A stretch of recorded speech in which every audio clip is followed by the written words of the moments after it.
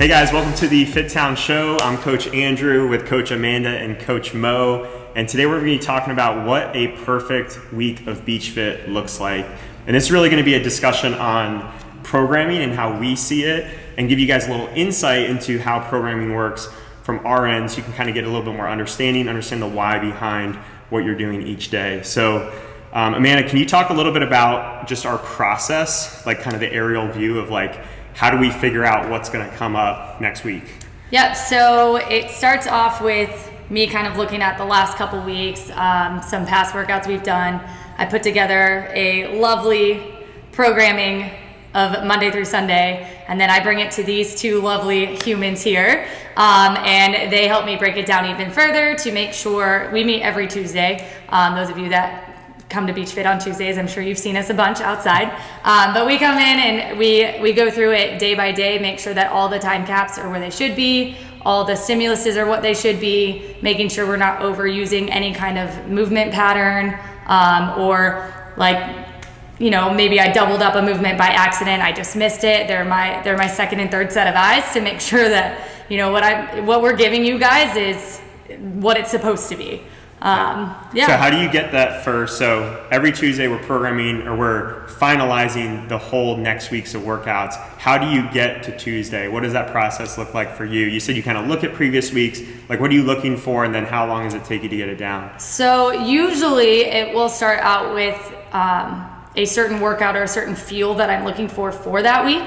So maybe we were like super squat heavy the week before, I might push to more of like a hinge heavy type week, but I'll basically look through some old workouts, kind of get some ideas, and then I was actually joking with both of them before this. A lot of times I'll be sleeping and wake up in the middle of the night and put like a note in my phone of something that seems like a really cool movement or a really cool workout that I'd like to do. I'm on Instagram a lot. I watch a lot of different people, different programming styles, different movement patterns. I do some different research. I try out stuff just to kind of see if I'm crazy when I think of it.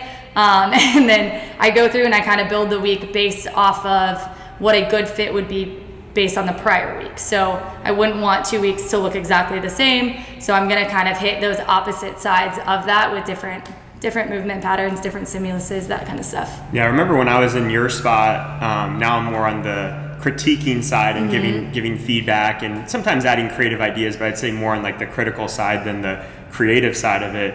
I always would get ideas when I was working out or coaching in a class where I'd be like, okay, this is really cool, but what if we did this, this, and this instead in like a similar but different type of way? And it was just like you said, like if I didn't get it down after that workout, that idea was gone forever into the abyss. But it's cool. I think that's why, one of the reasons why we're so big on like our coaches, coaching classes, being in classes as athletes, because a lot of those creative ideas, a lot of the best feedback comes from being in a class and doing it yourself. Cool. So let's kind of flip to Tuesday morning.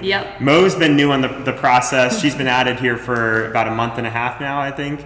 So what are some of the first things that you notice when you see a week from Amanda, or you're looking for when you see a week now in that meeting? I really like how she is super honest, like I totally missed this, I need feedback here. So I guess more on the critical side of, I definitely look for, probably because I care about this a lot from past experiences, but are we squatting like 3 days in a row? Like that's a big no-no, obviously, but those are the kind of things I look at, like she said, too many burpees, we talked about that last week, but also just coming with a solution instead of just like, I don't like this, but there's a really good like creative brainstorm that we want to find a solution and not just like say, hey, this sucks. It's a lot of hard work, but it definitely, you need some of that feedback. I mean, I spend a lot of time on it in general, and it's kind of like when you're looking for something and you're looking for it over and over, you tend to kind of miss it or you overlook it or whatever. So, you know, I'll spend a couple hours on programming, and as soon as I bring it to them, it's nice for them to look at it and be like, oh, did you see this? What if we do this instead? And it's like, yes, that's perfect. Like, that's more what I was looking for. It's just, you know, at some point it kind of just shuts off. And so having that extra set of eyes find it is amazing. Yeah, Mo always says, this isn't enough burpees. I know. Except last time she was like, this might be too many burpees. I was if all Mo for says it. That's when we know we're in trouble. Yeah, if Mo says there's too many burpees, then there's probably too many burpees. So we can't squat 3 days in a row, but we can do burpees 3 days in a row. Mo? I think Mo would make us do burpees like 6 days in a row, plus in warm up. Sorry. Our process on that Tuesday, at least the way I always kind of see it flowing, is that we start with kind of the aerial view of the week, like what is the most glaring thing, and then we go in each of those days, and when we get to each of those days, we're really drilling down. Like I'm trying to picture myself in the gym taking that class. What does that workout feel like? How long does it take to do the 15 ball slams and the 500-meter row? Like how long would it take in that setting when you're doing it, and really try to it takes a while for us to really visualize ourselves in each of those days. And that's, I think, where a lot of the magic of the details happens, because a lot of people, what I've seen with being on the coaching programming side, a lot of people will throw a workout down that looks good, but then when you really break it down point by point, the time it's going to take, how it's going to feel, how one movement's going to affect another, you're like, oh, that's not going to be a fun workout, or that's not going to work at all. And we still mess things up like that, but it really takes that being involved and I'm trying to think, immersed in that day, feeling immersed in that day versus just oh yeah, it looks like a good week. Yeah. I mean, kind of based off of what you said, for them, I present the whole week, Monday through Sunday. I give them the whole aerial view of it, and then I point out what I think might be an issue on the week, and then they look for anything major right off the bat that's whoa, this is not, this isn't going to work. And then from there we go day by day by day, and we make sure that nothing interferes with each other, that like he said, the workout is exactly what it's supposed to feel like, that kind of stuff. And I think that's been the cool part, is it's not a 10-minute meeting, that's for that's for darn sure. And picturing yourself also in the space definitely helps, because I do a lot of the closing, staging. And so being in these 10 by 10 squares, you have to think of, okay, what could we use twice? What could we avoid shuffling around, and trying to give them enough space to where they're not crowded, having 3 machines, in one box. But also last week we kind of talked about, could we potentially take this extra dumbbell out and just let them do this movement with a kettlebell that they're already using. And so being kind of flexible in that, but looking for the little things to where it's not just a mess in here and you have all the equipment out. Cool. So let's talk about some of the bigger components that make up a week, make up a day, and what we're sort of trying to balance out, right? So we're looking for variation with our workouts on each day, but then we're also looking for balance at the same time over the course of a week, a month, a year. So like you said, if we have a squat heavy week, or we have a week that just really destroys people, how can we balance it out and make sure the next week isn't that, and it's something to kind of counterbalance that? So I think probably the most important thing is time domains. That's the first thing that we have to balance and make sure that not everything is the same 25-minute workout. Or I think in BeachFit sometimes too, we can get too short, because we really like those BeachFits to be longer, aerobic, sweaty, have a lot of that breathing element, and we got to pay attention. Okay, do we have too many short days? Is there too much downtime, too much rest? What are some other things that you guys look at first, or you think are really main priorities? As far as balancing a week. I mean, the time domain is huge. Typically we're in that 18 to 24 minute time frame for BeachFit, on a working spectrum. But we've kind of looked at adding in, hey, let's do a longer 30-minute cardio day and kind of push that feel. And then we've also taken it back and been all right, let's do a really quick sprint day and give that the total opposite feel, where it's hey, I really want you to give everything you have today, and sell out. We're going to give you rest at the end of that, but it is going to be a shorter day, and kind of balance. I mean, those are two really polar opposite examples of balance, but it is that same feel of if you come in and you're dying every single day, something's wrong. It should be, hey, this was really hard, this was really hard, this was a great day to move around, I got to lift, focus on strength, focus on quality, and then maybe I hit it hard again tomorrow. It shouldn't always be 7 days of absolute lie on the floor, death, everything hurts, can't move the next day kind of feel. That's just not, part of stimulus, I guess.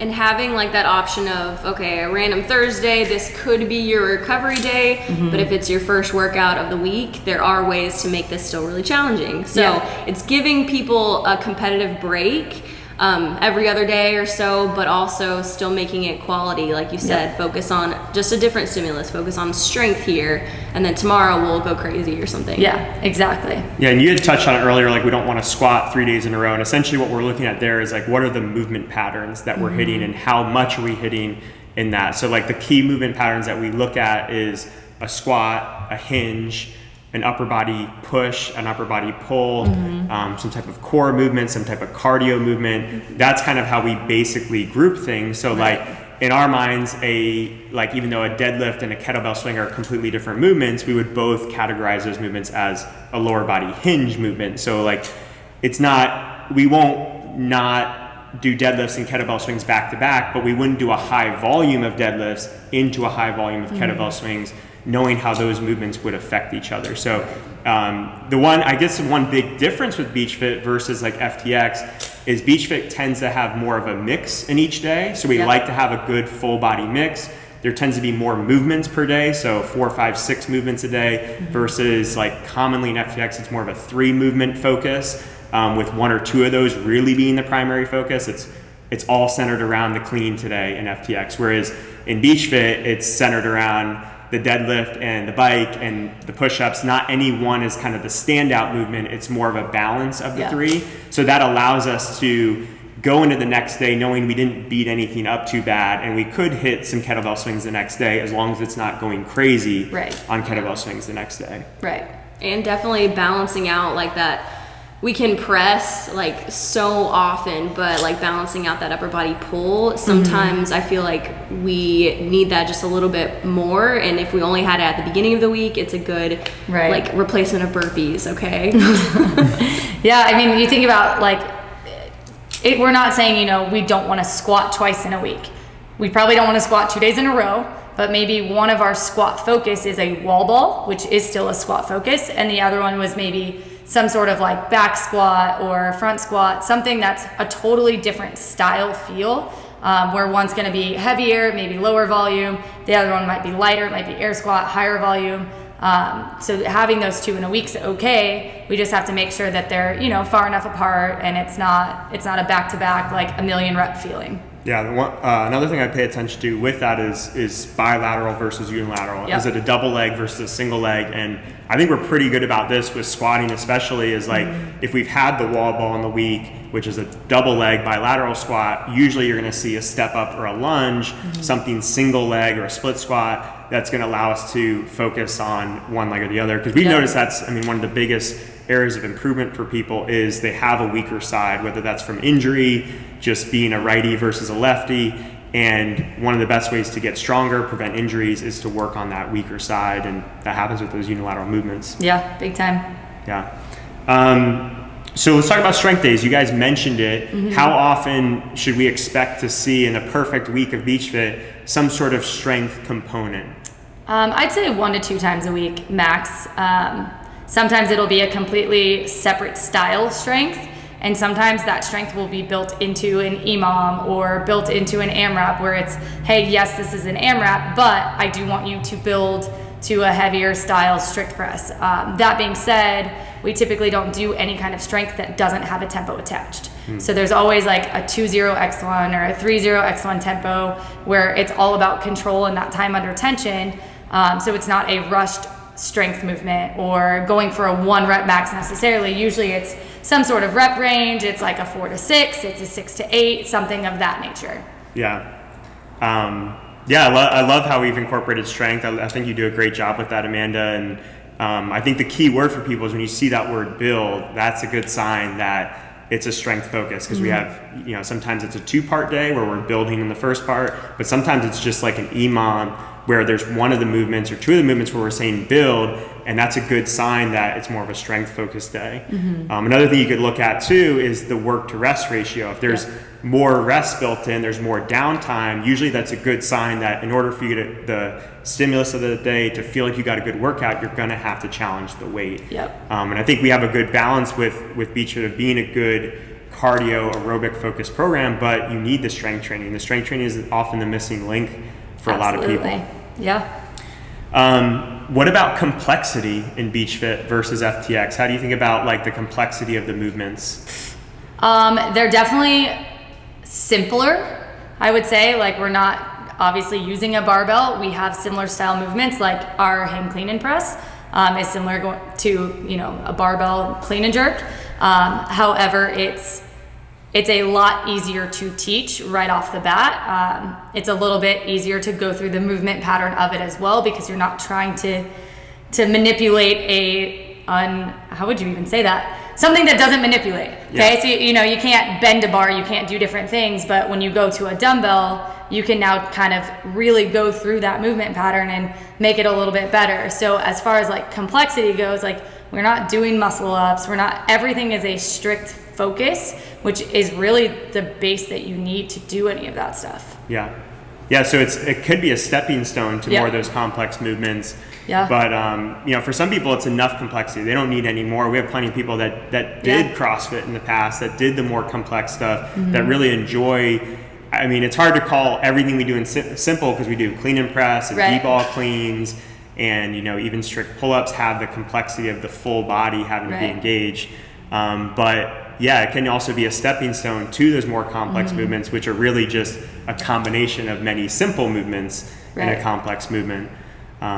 Nice. Yeah. You mentioned time under tension, tempos, isometric holds being a big element of that. So I just wanted to highlight that again. I think that's really it in terms of how we look at a week. Actually, one thing is benchmarks. We always have one, or we try to have one benchmark a week. Sometimes we'll have two in a week and then 0 the next week. But generally, we're trying to have one day that isn't just constantly varied. It's a repeat, so you can retest your progress over time. Yeah, I love the repeat workouts. The reason we try and get one in every week is I want to see your progress. I want to see, okay, a year ago, perfect example of this. A year ago, X person did the same workout we did today at 20 pounds on a hang clean and press, and was ready to come in and do 20 pounds again. It's been a year. She's been here consistently, changed the weight out. She actually crushed her score with the heavier weight. So that shows me, okay, what we're doing programming wise is it's on target. Like, you're getting faster, you're able to move heavier weight better. Maybe you're not getting time capped as often, or like you're just able to hit a different stimulus. And I think that's such a big part of it, is we want to make sure that as we're going through those repeats, we're all on Sugar WOD looking at scores, looking at, okay, what weight were they doing last time? What weight did they do this time? Did they get better? If we miss the mark somewhere, how can we make sure that we hit that mark the next time?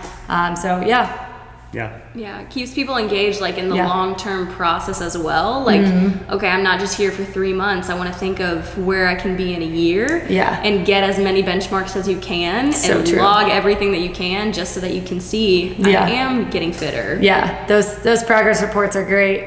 They're great. Yeah. Two little things that kind of got mentioned, but staging and lesson planning is another two big things that we have to look at when planning a week. And it's funny because our framework on staging has completely changed with COVID, but it's still the same type of effort and thought process that we're putting into it. But before, especially in BeachFit, it was often a lot of different just like areas of the room, right? You had like one section of the room that was for sit-ups, another section was your row section, and you'd have these little areas of the room that you'd move through. And now you're in your box and you have your own piece of equipment. So we just have to make sure, okay, does it work from a staging perspective? Do we have enough for everybody in when we're doing this? And then from the lesson planning side, it's okay, can we fit all this in a day? And if we do have, like, probably the most common one would be like a 2-part day. Are those movements really simple where we can have a 2-part day and not worry about going over our lesson plan and going over the hour? Or is it very complex stuff and we're going to go over, and now where can we simplify stuff, or where can we shorten something to make sure we have enough time for it? Let's talk about, like, what is a prototypical perfect BeachFit day? Like, what if you could put the essence of BeachFit into a single day? We've talked about more the week, but like a single day, and you don't have to maybe give us an exact workout, but like, what are some of the elements of a perfect day? Some core, some cardio, and some sort of like lifting movement, dumbbell. I was gonna say dumbbell or D-ball, but obviously that came out weird. But yeah, having some sort of like cardio piece to it. We do that often. Having some sort of core element, which we do a lot of in here, and then adding in that dumbbell or the pull-ups or some other element to that makes that full body feeling. Yeah, and usually there's like a body weight component too as well. Like, so the dumbbell could be a dumbbell snatch, the cardio could be a bike, the core could be a plank or a dead bug, and then you might have like a burpee or a box jump or a sit-up, which would be another core movement. There's going to be some overlap in these different things, or a wall ball, which would be another strength movement, but it's kind of a different feel. So generally it's more in that like 4 to 5 exercises. So you're not like, for those people that have done more FTX or CrossFit style, they know the couplets are some of the most miserable workouts where you're just going back and forth between 2 exercises. So having that variety can actually keep your intensity level high for a longer period of time, and it can allow you to just be more engaged and more fun for you. Yeah. Anything else that makes a perfect day? Something single arm or single leg. Yes. That's what I really love about BeachFit, is because it's overlooked and you're just always like squatting on 2 feet, but having that as your focus, like you said, at least one side is resting so you can stay fresh as well, so it can monitor your intensity as well. Did you mention time domain? I did earlier. 18 to 24 minutes was that sweet spot. Again, having a couple times of like the shorter workout and then a couple times of the longer workout are gonna be that sweet mix, but for the most part it's 18 to 24. Yeah. And then another thing that I look at is like little to no downtime. There's typically time for a warm up and a cool down as well. I know we don't always have time for a cool down, but I would say the perfect day, the prototypical day would be one that we have a good warm up, we have that 18 to 24 minute workout with that nice mix of movements, and then we have time for a cool down. And in 45 minutes, you've done a lot, you've had an amazing day, and hopefully you're ready to take on anything life throws at you. Right? You're living life to the fittest. Isn't that a thing now? Yeah, it is. Oh man. Had to. Hashtag living life to the fittest. TM. All right, I think that's it. Well, thanks for joining us, and we'll see you on the next one.